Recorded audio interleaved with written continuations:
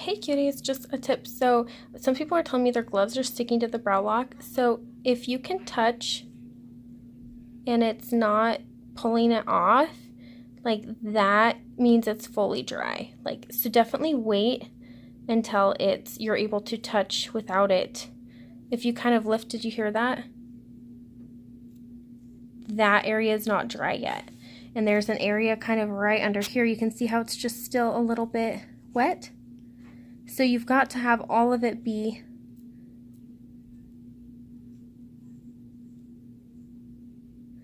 to where you can touch it and not have it do that. And depending on how thickly you put it on, that depends on how quick it dries. So then that depends on how long you have to wait. But after I put on the brow lock, I like to actually prep my tray. I take off my gloves and I mix up the fresh set of gloves and mix up my pigment and put my blades in and get my numbing prepped, and I do all of that while my brow lock is drying. But I will admit it does a lot better if you let it fully dry. So I know the bottle says 1 to 2 minutes, so I apologize. I guess I just didn't realize that because of my system and how I use it. I shouldn't say system, like my way of microblading, and I guess I was letting it dry a little longer without realizing that it actually needs that additional time.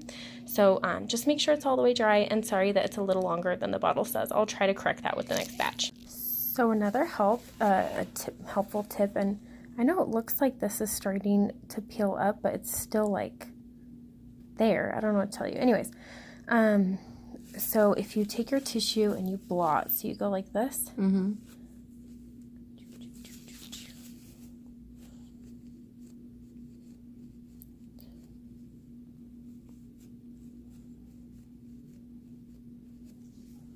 Okay.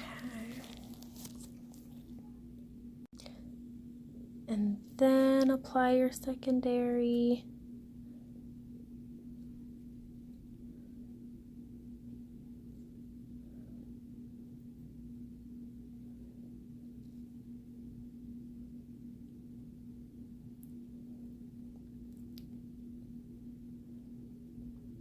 Because then when you're doing this, you're kind of helping to loosen that ink off of the skin.